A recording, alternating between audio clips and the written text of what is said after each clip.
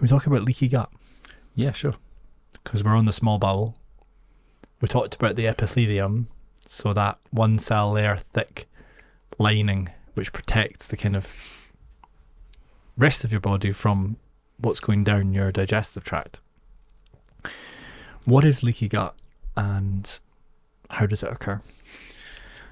So I've always been a little bit skeptical about leaky gut. Not that it doesn't exist, but that it's as common as people think. Because if you think about in between those epithelial cells, you've got dendritic cells, and they have little filaments that go into the lumen of the gut, like little taste buds that are constantly tasting, the lumen, looking for pathogens, looking for irritants, and trying to, preset the immune system. Love that. So for me, that was like the first layer of defense. But certainly now there have been some studies where you can find patients who do have an epithelium that allows more molecules to get deeper into the system. You can imagine it's quite hard to penetrate deep into the gut because there's so many levels of protection. This is why things like Crohn's disease and ulcerative colitis are so serious, because things are getting further and further into the system.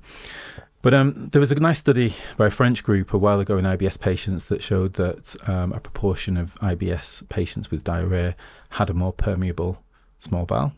And by giving glutamine supplements, that helped to repair the barrier and improve symptoms in those patients. So it was a proper study. The effect wasn't massive, but it gave you the confidence that it's there.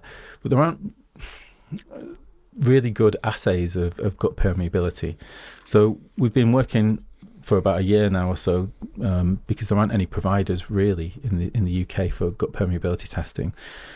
So you can do things like give different sugars like lactulose and mannitol, and then look at the proportion of those that come out in the urine. And there are other blood-based biomarkers of leaky gut now. That and there's a really nice review article by Michael Camilleri looking at these different biomarkers. So I think it is now being taken a bit more seriously. And what's the best one, if there is one? Every assay and technique has a strength limitation, I guess, right? So I don't think the comparison has been done to say which is the best one, the sensitivity and specificity yet, because no one's got all of the panel of tests. So what we're doing at the moment is, as part of a research project, we're looking at about 4 or 5 of these different markers to see which ones are the most robust and which ones, give us the... It's a balance, isn't it, with a test? Because if you've got to collect urine for 6 hours, that's a bit of a pain. Whereas if you can just take a blood assay and measure it, then that's probably preferable, and then you can get towards capillary testing and things like that. So the jury's out, but I think the important thing is there are actionable treatments now.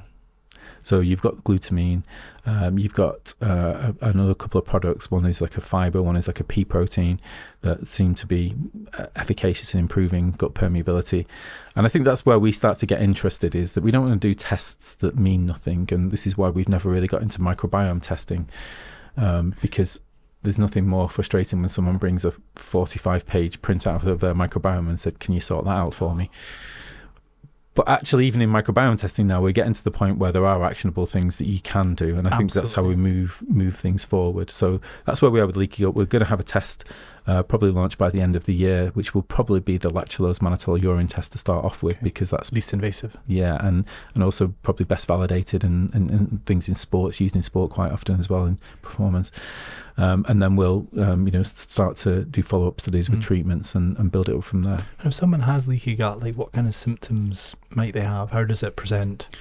So it's mainly kind of like either nerve or immune activation. So what they're saying is that these irritant compounds that normally don't get anywhere near the nerves or the immune system are penetrating a bit deeper, and therefore the gut is becoming either sensitized to that, so you'll become hypersensitive to normal stimuli, or your immune system will kick off, and you may end up, there's a link between what happens in the gut and skin conditions like rosacea and other things as well. Massively.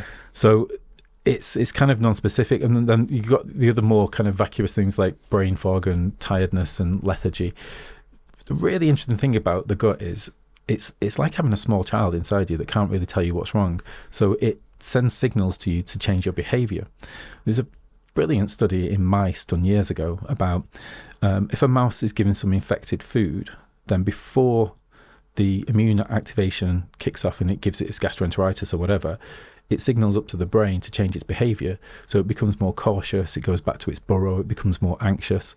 Really? Because the brain is being told by the dendritic cells or whatever, there's a problem here. There's a problem coming, get back to your burrow, because if it hits you when you're out in the wild, then someone's going to come and eat you. Wow. So you've got this early warning system. So that early warning system, if it goes wrong, then you're suddenly feeling lethargic, or you're feeling tired, or you're feeling anxious.